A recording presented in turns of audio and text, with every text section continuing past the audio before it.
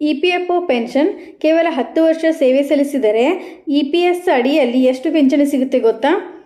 ನಮಸ್ಕಾರ ಸ್ನೇಹಿತರೆ, ಉಪಯುಕ್ತ ಮಾಹಿತಿ ಚಾನಲ್ಗೆ ಸ್ವಾಗತ. ಇಪಿಎಫ್ಒ ಉದ್ಯೋಗಿಗಳ ಭವಿಷ್ಯ ನಿಧಿ ಸಂಸ್ಥೆ ನಡೆಸುತ್ತಿರುವ ಇಪಿಎಸ್ ಅಡಿಯಲ್ಲಿ ಸಂಘಟಿತ ವಲಯದ ಉದ್ಯೋಗಿಗಳಿಗೆ ನಿಯಮಿತ ಆದಾಯ ದೊರೆಯುತ್ತದೆ. ಇಪಿಎಫ್ ಅಡಿಯಲ್ಲಿ ಮಾಸಿಕ 1,000 ರು ಪಿಂಚಣಿ ಮತ್ತು ಗರಿಷ್ಠ 7,500 ಪಿಂಚಣಿ ಪಡೆಯಬಹುದು. ಆದರೆ ಇದಕ್ಕಾಗಿ ಕೆಲವು ಅರ್ಹತಾ ಮಾನದಂಡಗಳನ್ನು ಪೂರೈಸಬೇಕಾಗುತ್ತದೆ.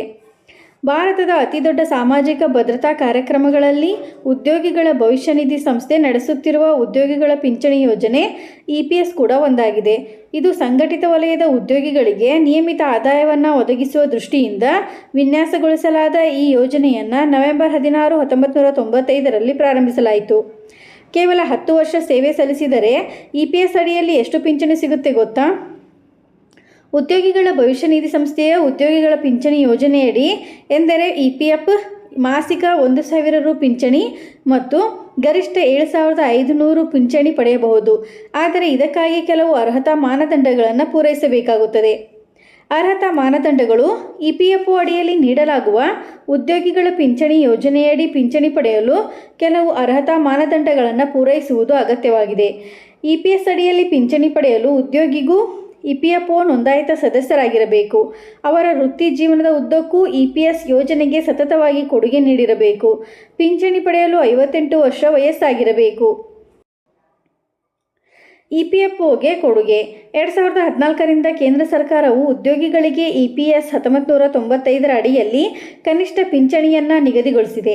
ಸಂಘಟಿತ ಕ್ಷೇತ್ರದಲ್ಲಿ ಉದ್ಯೋಗದಲ್ಲಿರುವವರು ತಮ್ಮ ಮೂಲ ವೇತನದ 12% ಇಪಿಎಫ್ಒಗೆ ಕೊಡುಗೆ ನೀಡುತ್ತಾರೆ. ಇದರಲ್ಲಿ ಉದ್ಯೋಗದಾತರ ಕೊಡುಗೆಗಳನ್ನು 2 ಭಾಗಗಳಾಗಿ ವಿಂಗಡಿಸಲಾಗಿದೆ.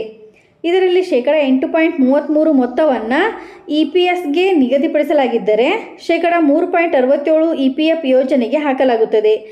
ಇಪಿಎಸ್ ಪಿಂಚಣಿಗೆ ಅರ್ಹತೆ ಹೊಂದಲು ಕಡ್ಡಾಯವಾಗಿ 10 ವರ್ಷಗಳ ಕಾಲ ಕೆಲಸ ಮಾಡಿರಬೇಕು. ಹಾಗಿದ್ರೆ 10 ವರ್ಷ ಕೆಲಸ ಮಾಡಿದರೆ ಎಷ್ಟು ಪಿಂಚಣಿ ಪಡೆಯಬಹುದು? ಇಲ್ಲಿದೆ ಇಪಿಎಸ್ ಪಿಂಚಣಿಯ ಲೆಕ್ಕಾಚಾರ. ಮಾಸಿಕ ಪಿಂಚಣಿ: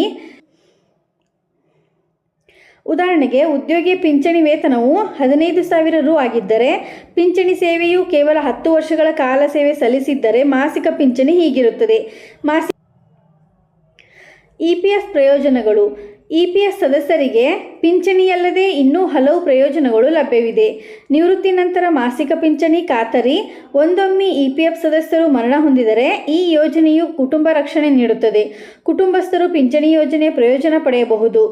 ಇಪಿಎಫ್ ಅಂಗವೈಕಲ್ಯ ರಕ್ಷಣೆಯನ್ನು ಸಹ ನೀಡುತ್ತದೆ. ಉದ್ಯೋಗಿ ಶಾಶ್ವತ ಅಂಗವೈಕಲ್ಯ ಸಂದರ್ಭದಲ್ಲಿ ಪಿಂಚಣಿ ದೊರೆಯುತ್ತದೆ. ಇಪಿಎಸ್ ತೆರಿಗೆ ಪ್ರಯೋಜನಗಳನ್ನು ಕೂಡ ಆಕರ್ಷಿಸುತ್ತದೆ. ಇದೇ ರೀತಿ ಮಾಹಿತಿಗಾಗಿ ನಮ್ಮ ಚಾನಲನ್ನು ಸಬ್ಸ್ಕ್ರೈಬ್ ಆಗಿ ಮತ್ತು ಶೇರ್ ಮಾಡಿ. ಧನ್ಯವಾದಗಳು.